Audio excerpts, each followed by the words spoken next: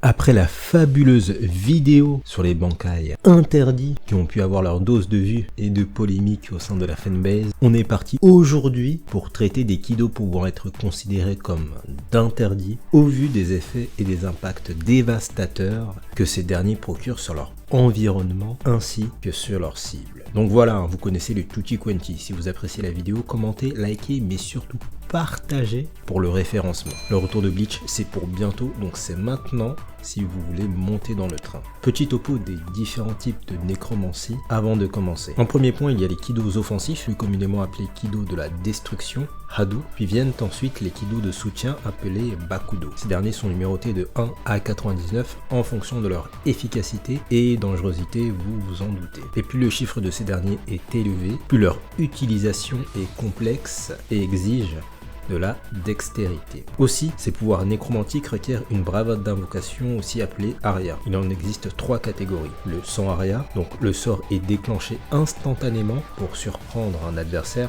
c'est l'idéal. Le double Aria, qui comme son nom l'indique, consiste à déployer successivement 2 pouvoirs de nécromancie à la suite. Cela a été démontré par exemple avec Rukia lors de son combat contre Aroniero. Et enfin, l'aria ultérieure permettant de lancer un sort puis de renforcer ce dernier juste après coup en récitant la bravade d'invocation par la suite. Il y a aussi la méthode de base, c'est-à-dire réciter la phrase d'invocation puis de lancer le sort en question, pas mentionné dans le databook, mais bon, voilà. Dans cette vidéo, on va traiter notamment des kidos de niveau supérieur à 90 et principalement des kidos de catégorie offensive, donc Bakudo. Seuls Aizen et Yamamoto ont été capables de déployer un kido de ces niveaux sans réciter d'Aria auparavant, ce qui peut représenter un exploit en somme.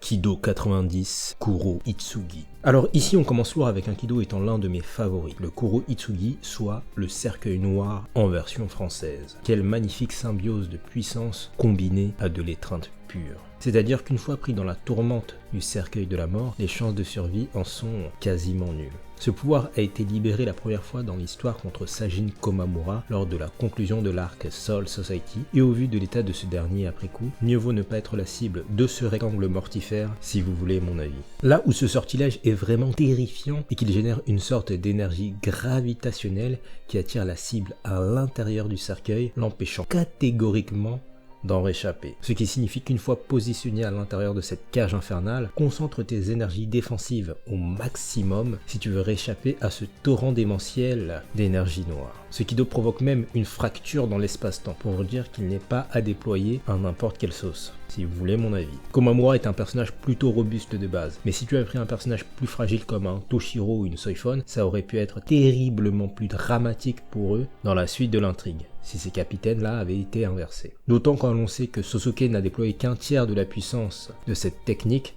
donc bon, voilà. Encore un signe démontrant bien la suprématie de Sosuke Aizen dans les arts du Sankensoki du Shinigami.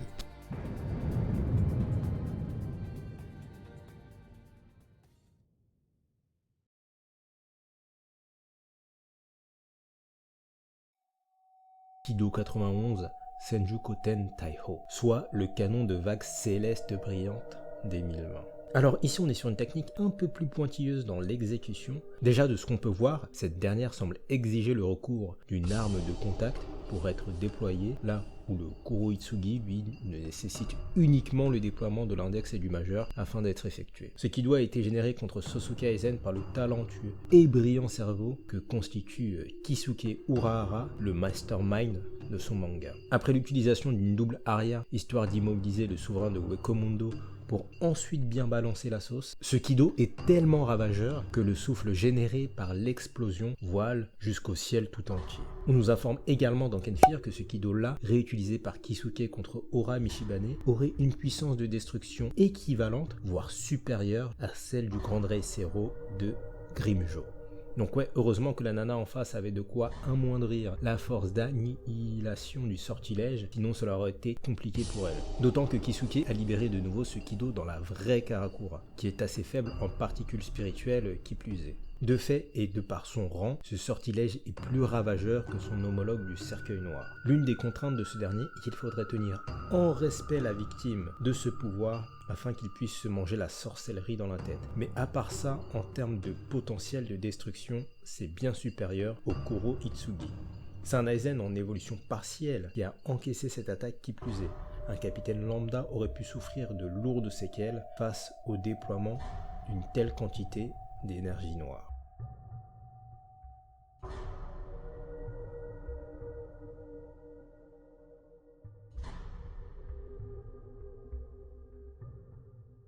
Kido 96, Itokaso. Alors ici les Nakama, faites place à l'incontesté Shigekuni Genryusai Yamamoto, le Shinigami ayant gouverné Soul Society depuis plus de 1000 ans et sans qu'aucun autre personnage n'ait pu le détrôner sur des notions abstraites comme le leadership ou des notions concrètes comme la puissance. Quel plaisir de voir une telle figure charismatique au sein de cette vidéo. Pour en revenir au sortilège, ici Genryusai a déployé ce pouvoir catégorisé de Kido de type sacrificiel contre un Sosuke ayant un peu trop pris ses aises contre ce dernier à la fin de leur duel lors de la saga Arrancar. L'explosion générée ici par cette attaque est telle que c'est quasiment une mort instantanée qui attend la pauvre victime de cette dernière si elle a eu le malheur d'être emportée dans le souffle de l'explosion. C'est véritablement dommage que le déclenchement de ce Kido n'ait que légèrement entaché le personnage de Sosuke à la fin de son affrontement contre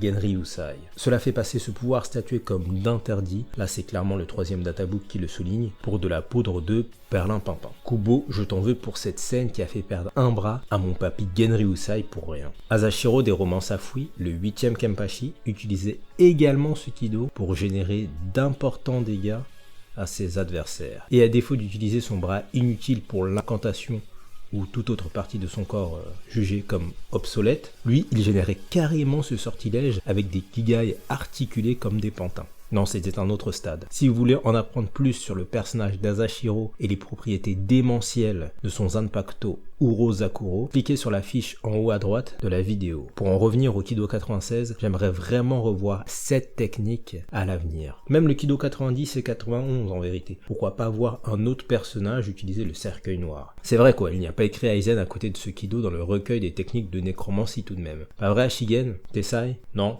Bon.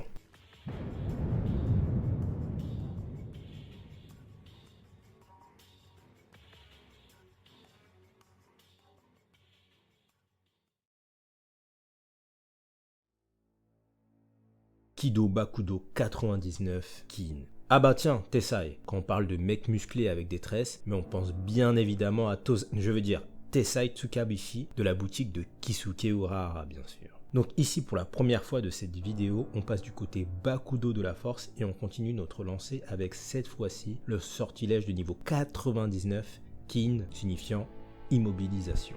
Simple et précis, ce sortilège génère des bandelettes noires additionnées de petits pieux, histoire de rendre tout mouvement superflu de la cible. Ce qui est fascinant dans cette technique, c'est qu'elle nous a été délivrée au sein du Shattered Shaft du chapitre 62 au tome 8 de l'histoire, soit au sein du tout premier arc de la licence, l'arc Substitute. Incroyable. Un tel degré de technique pour emprisonner un Ichigo n'ayant même pas éveillé totalement ses pouvoirs Hollow, ni pleinement ses pouvoirs Shinigami, même pas le nom de son véritable sabre. Pourquoi un tel niveau de technique pour réattribuer de nouveau les pouvoirs de notre protagoniste? Je vous laisse le soin de répondre à cette question dans l'espace commentaire. Kin est constitué de 3 autres étapes composant la suite de l'entrave nécromantique intitulée Bankin. La première est celle dont je viens d'énoncer les propriétés qui ont été exposées juste à l'instant sur Ichigo. La seconde, la couverture de bandage, représente la deuxième partie de Bankin,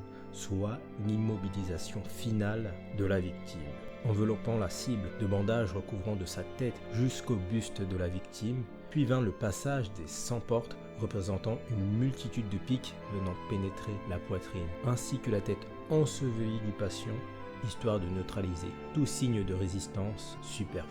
Enfin, si malgré cette troisième étreinte, le sujet parvint encore à se mouvoir, Bankin Taiho, l'ultime bloc de pierre de forme cubique venant s'imposer de manière brutale sur le corps de l'ennemi, n'étant toujours pas totalement neutralisé par la trinité d'entraves exercée juste avant par notre nécromancien en herbe de Soul Society. Non, c'était trop un privilège d'avoir ce genre de sortilège au sein du tout premier arc de la licence grâce à l'ancien maître du corps nécromancien, Tessai Tsukabishi. Vous aussi, vous aimeriez revoir ce genre de sortilège à l'avenir, pas vrai? Contre une sorte de démon dont on ne pourrait ôter l'âme et qu'il faudrait sceller à tout prix. Oui, je parle de vous deux là, c'est votre moment les tismés du corps nécromancien là. On a assez entendu enfin.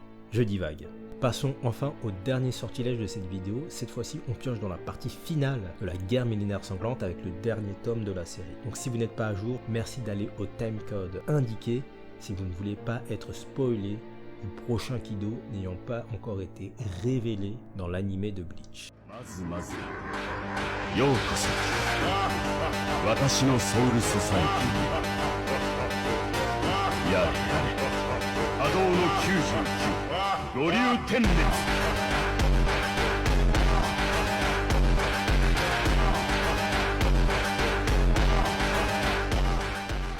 Kido 99 Gonryo Tenmetsu, les 5 dragons primordiaux de la destruction. Mais quel putain de nom d'attaque stylé enfin. Les 5 dragons primordiaux de la destruction. On a dû attendre le Hado final 99 pour enfin voir les dragons incorporés à la magie des dieux de la mort dans Bleach. Clin d'œil subtil à Burn the Witch. Pour rappel, les dragons sont les créatures les plus proches de Dieu dans le folklore nippon. Du coup, Aizen et Kisuke vous représentez à merveille les couleurs de votre pays avec ce sortilège dont vous êtes les seuls pour l'instant à avoir démontré la possibilité de générer cette technique dans la licence. Aizen contre Yua Ryo Prime au climax de la guerre millénaire sanglante et Kisuke contre Michibane Aora de nouveau au sein de l'intrigue de Kenfir. Ah oui, il l'a bombardé de Kido lui, il n'avait plus de temps à perdre. En termes de propriété pure pour cette technique, on ne dispose pas beaucoup d'informations, si ce n'est que pour les dragons d'Aizen, ces derniers consument absolument tout sur le terrain, comme le démontre cette image, ainsi que la description de l'attaque proposée dans le jeu vidéo Bleach Brave Souls. Pour Kisuke, lui, notre ingénieux trafiquant en tout genre, eh bien on nous révèle que ces dragons primordiaux, eux, ont été remodelés à sa sauce et qu'ils disposent d'une prodigieuse capacité de destruction, voire de provoquer instantanément la mort de tout ennemi se heurtant à cette technique. Ah ouais Kisuke, hein. Donc là t'as un Kido ayant une propriété aussi cheatée que la Respira de Baragan. Je comprends pourquoi tu es considéré comme le meilleur personnage de la licence. Pas vrai Sosuke, Mayuri? Plus sérieusement, là où les dragons d'Aizen consument absolument tout sur leur passage dans le large champ d'action de ces derniers, donc on est sur une attaque de zone à très grande échelle. Kisuke lui c'est plus dans la létalité et vraiment l'exécution de la cible, là où Sosuke lui c'est toute la zone qui l'éradique. Donc bon, la cible ou la carte que tu veux rayer, cela dépend de quel adversaire t'as en face de toi et les deux variantes ont chacune leur utilité en réalité. Donc voilà pour les 5 Kido pouvant être considérés comme d'interdits dans la licence de Bleach. En bonus, j'inclus les 2 sortilèges interdits qui ont été exercés par Tessai lors de sa cavale avec Urahara après les fausses accusations qui ont été exercées à leur égard dans la préquelle de Turn Back the Pendulum. Le premier est la suspension temporelle qui, comme son nom l'indique, consiste en une fracture chronique laissant le temps de réaliser toutes sortes d'opérations militaires pendant la durée d'action de la technique, ce qui peut s'avérer être une plus-value non négligeable lorsque l'on a des monstres du calibre d'un Sosuke en face par exemple. Le second est la téléportation, ou plus communément appelée la dislocation spatiale, qui permet de permuter de position entre 2 espaces donnés. Je n'ai pas incorporé ces 2 techniques au sein de cette vidéo étant donné du fait qu'elles ne disposent d'aucune affiliation à la table des matières de la nécromancie. C'est-à-dire des données dont nous disposons, elles ne sont pas consignées dans les techniques de magie traditionnelle des Shinigami. Donc voilà pour cette petite vidéo top avant le retour du cours 3 de Toussaint Yearwood War. J'inclus également en motion honorable la technique de démembrement spatial d'Ashigen, le Standing Ovation.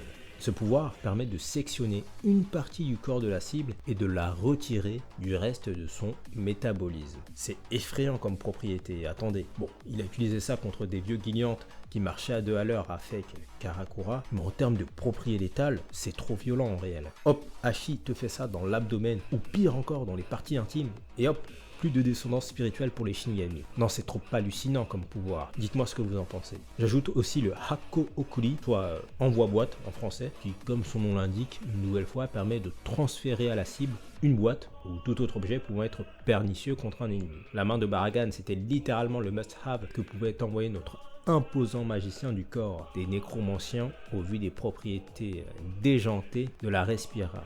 Mais imaginez qu'il envoie une autre sorte d'ustensile directement dans le corps d'une autre victime.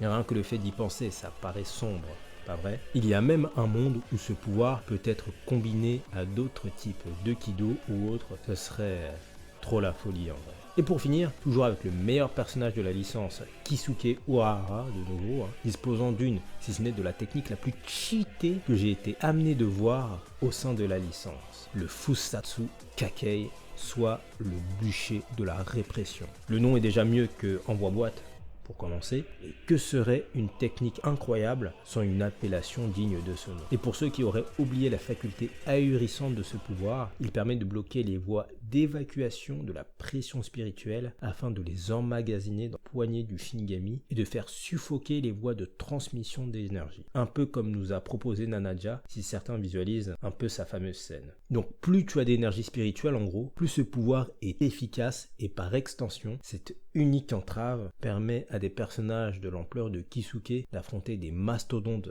de Reiatsu, un peu comme représente Aizen, voire même Zaraki en réalité. Donc voilà pour cette petite vidéo des sortilèges interdits de la licence de Bleach. En ai-je oublié? Fais-le moi savoir dans l'onglet commentaires et n'hésite pas à voir la vidéo des Bankai interdits si ce n'est toujours pas fait au sein de la chaîne. Les deux anciens Kenpachi sont incorporés dans celle-ci, donc vraiment si tu veux un petit avant-goût de Safui, le roman des Kenpachi, n'hésite pas à y jeter un coup d'œil sur cette vidéo-là, ou même sur la playlist Safui entière dédiée à cette dilogie de romans. Abonne-toi, partage et n'oublie pas de commenter la vidéo si tu as apprécié son contenu. Le retour de l'anime Bleach c'est quasiment dans une semaine, donc si tu veux suivre l'avancée du cours 3 au sein de la chaîne, tu sais sur quel bouton appuyer.